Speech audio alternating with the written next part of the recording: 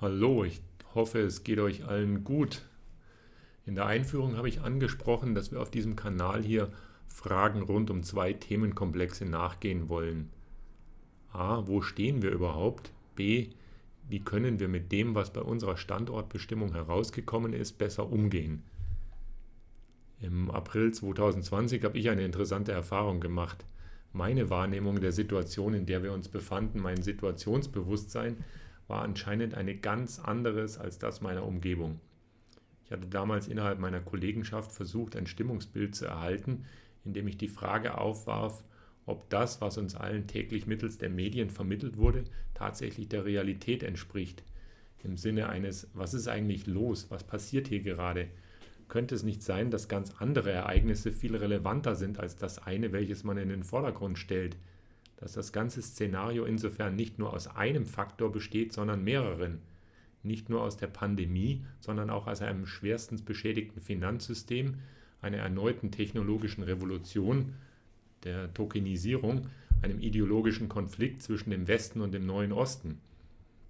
Also einer extrem komplexen Gemengelage, welche sich historisch über sehr lange Zeiträume aufgebaut hat und welche nun als konvergente Wellen zusammenlaufen. Nein, schallte es mir postwendend entrüstet entgegen. Unerhört, solch eine Vermutung überhaupt zu äußern. Es sei doch ganz klar, um was es hier gehe. Das kam aus dem Mund von Leuten, die handverlesen ausgewählt sind, in ihrem Beruf komplexe und dynamische Probleme lösen zu können. Ich war irritiert, aber auch enttäuscht. Hatte ich mir doch erwartet, dass in der allgemeinen Hysterie sich auch Nüchterne und Besonnene zusammenfinden würden, um die Situation zunächst mal sorgfältig zu analysieren. Ich meine, unterscheiden wir uns zwischenmenschlich in unseren Persönlichkeiten wunderbar. Das ist normal und bereichernd. Ich zum Beispiel trage in England bei 0 Grad Celsius eine Winterjacke und eine Mütze. Ein Engländer wiederum tritt mir unter solchen Bedingungen im T-Shirt gegenüber. Verstehen, was ich meine. Doch bei der Betrachtung dessen, was unser Überleben überhaupt erst ermöglicht, dürfte es eigentlich keine diametralen Auffassungsunterschiede geben. Wir alle benötigen Geld, um materiell überleben zu können. Wir alle benötigen Frieden, um den Planeten, auf dem wir leben, so nachhaltig wie möglich zu behandeln und um uns weiterentwickeln zu können im Sinne von Wissen und Verständnis. Und wir alle benötigen Gesundheit, um uns selbst wohlzufühlen und mit anderen lebendig in Kontakt treten zu können. Insofern sollte doch eigentlich Einigkeit darüber bestehen, dass schon alleine diese drei Faktoren von fundamentaler Bedeutung für unser Leben sind und dass sie daher besonders schützenswert sind. Stattdessen habe ich den Eindruck, dass die überwältigende Mehrheit nahezu überhaupt nicht an den damit verbundenen Fragestellungen interessiert ist. Wo kommt unser Geld eigentlich her? Warum wachsen die Schulden unfassbar in den Himmel und niemand bremst diesen Vorgang? Warum gibt es Menschen, die unfassbar reich sind, obwohl deren Firmen aber noch nicht einen einzigen Tag schwarze Zahlen geschrieben haben? Welche Fakten und Evidenzen belegen die Letalität von Pandemien?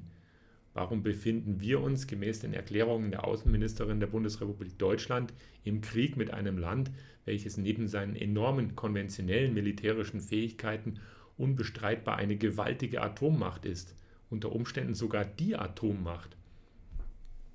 Welche Abmachungen und Verträge rechtfertigen eine solche Aussage? Was verhindert eine friedliche Lösung? Und wie kann eine friedliche Lösung aussehen?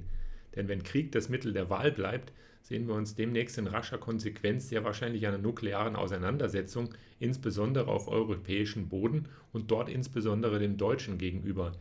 Diese kann kein Limit kennen und wird es wohl angesichts einer Eigendynamik auch nicht. Von daher müssen wir Frieden wollen, unbedingt. An der Stelle kommt mir immer wieder ein Augenzeugenbericht in den Sinn. Ich hatte ihn vor einigen Jahren gelesen. Es ging dort um den Bürgerkrieg in Jugoslawien bzw. im Speziellen in Sarajevo. Sinngemäß hieß es dort, die dünne Decke der Zivilisation war nach 3 Tagen zerrissen. So lange hatte es damals gedauert, um eine lebhafte und funktionierende Stadt in eine Hölle aus Lebensmittelmangel und Scharfschützenalleen zu verwandeln. 3 Tage, von Montag bis Mittwoch. An so einem Montag fahre ich stattdessen im neuen Jahr 2023 auf der Autobahn zur Arbeit, vorbei an Zapfsäulen, auf denen Sprit mit 2,36 € der Liter angeschrieben steht, aber auch vorbei an zäh fließendem Urlauberreiseverkehr in der Gegenrichtung auf 60 Kilometer Länge. Während der Fahrt frage ich mich, ob ich die Lampen zu Hause auch alle ausgeschaltet habe für meine 4-tägige Abwesenheit. Schließlich kostet die Kilowattstunde jetzt 48 Cent und nicht mehr 27, so wie letztes Jahr. In der Arbeit angekommen begrüßen mich dann die Kollegen, wieder einmal nicht die, die für meinen Einsatz eigentlich geplant waren. Was ist los? Sind die anderen alle krank? Manche Kollegen tragen immer noch, obwohl nicht mehr gefordert, eine Maske. Sie wechseln sie andererseits aber auch nicht nach 2 bis 3 Stunden Dauertragezeit aus, so dass eine sinnhafte Benutzbarkeit gewährleistet wäre. Im Gegenteil, am nächsten Tag haben sie wieder die gleiche auf. Sind das noch Kollegen, auf die ich im Fall der Fälle voll zählen kann? Ein anderer junger Mann von 26 Jahren sitzt mir beim Mittagessen gegenüber und zückt eine bunte Dose, in der nach Wochentagen sortiert Pillen abgefüllt sind. Ja, das seien Blutdrucksenker, meinte er auf meine Frage hin. Die müsse er nehmen, seitdem er mit Covid und einem Blutdruck von 194 zu 135 ins Krankenhaus eingeliefert worden sei, trotz vierfachem Schutz. Weshalb diskutieren wir derartige Auffälligkeiten, die weit abseits vom Normalen rangieren, nicht, obwohl wir es für eine effektive Zusammenarbeit zur Abwehr von Risiken unbedingt brauchen? Mit der individuellen Bewertung der Situation, die uns existenziell herausforderte, fing es an.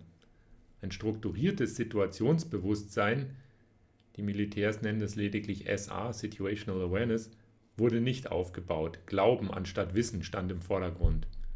Bei der Weltraummission Apollo 13 lief das anders. Dort hieß es damals nach der Explosion eines Tanks mit superkritischem Sauerstoff im Servicemodul: Houston, we have a problem. Und dann begann das Mission Control Center mit den Astronauten zusammen zu analysieren. Woraus bestehen die Systeme eigentlich? Wie lange laufen sie schon? Wie sind diese untereinander vernetzt und zu welchen Effekten führt das? Welche Informationen liefern sie und welche nicht? Spiegelt die angezeigte Information tatsächlich den Status des Systems wider? Welche weiteren Informationen benötigen wir, um Unklarheiten zu beseitigen? Haben wir Rückfalloptionen? Gibt es Redundanzen? Welche Fehlerquellen gibt es bei der Bedienung durch den Menschen? Wie lange reichen die Reserven? Was kann man tun, um temporär das Problem zu beheben? Welche Risiken, welche Gewinne bestehen dabei? Welche Verfahren wollen wir etablieren, um in Zukunft derartige Vorgänge ausschließen zu können? Was können wir tun, um die Urteilsfähigkeit der Besatzung aufrechtzuerhalten? Wie können wir den Zusammenhalt der Besatzung stärken? Und noch vieles mehr. Das alles, um ein kleines Raumschiff mit seinen 3 Astronauten inmitten einer lebensfeindlichen Umgebung sicher zur Erde zurückzubringen. Und was tun wir? Geld kommt aus dem Bankautomaten. Gesundheit? Die Menschen in den weißen Kitteln sagen einem schon, was es braucht. Frieden schaffen? Die anderen haben doch angefangen, wir sind schließlich die Guten. Mehr Gedanken werden kaum an diese Themen verschwendet. Ich meine, eine unglaubliche Ignoranz und Trägheit zu beobachten. Nicht nur was das Verständnis rund um die elementarsten Vorgänge unserer sozialen Existenz angeht, sondern auch eine Ignoranz um die Vorgänge innerhalb der eigenen Person. Vordergründig scheinen wir zwar eine Gesellschaft von Egoisten zu werden, tatsächlich aber ist womöglich das Gegenteil der Fall. Das individuelle Ich schrumpft beständig und das fremdbestimmte Freudsche Über-Ich wiederum wächst und gebärt dabei zutiefst furchtsame und verstörte Menschen. Für mich ist das keine wünschenswerte Entwicklung. Wir müssen uns stattdessen zu Fakten und Evidenz als Bewertungsmaßstab hinorientieren, um zu verstehen, was tatsächlich um uns herum vorgeht, um ein Bewusstsein für die Situation zu haben. Hinorientieren zur Übernahme von Verantwortlichkeit für das eigene Tun. Denn ich denke, wenn wir das nicht tun und postfaktisches Argumentieren die neue Norm wird, dann werden wir demnächst höchstwahrscheinlich in der Anarchie ankommen. Und in der hat nichts dann noch irgendeinen Wert. Und das bedeutet den Zerfall unserer Gesellschaft. Insofern müssen wir lernen, ein verbessertes Situationsbewusstsein zu erlangen. Wie das geht, damit beschäftigen wir uns in den nächsten Beiträgen. Danke fürs Zuhören, bis zum nächsten Mal.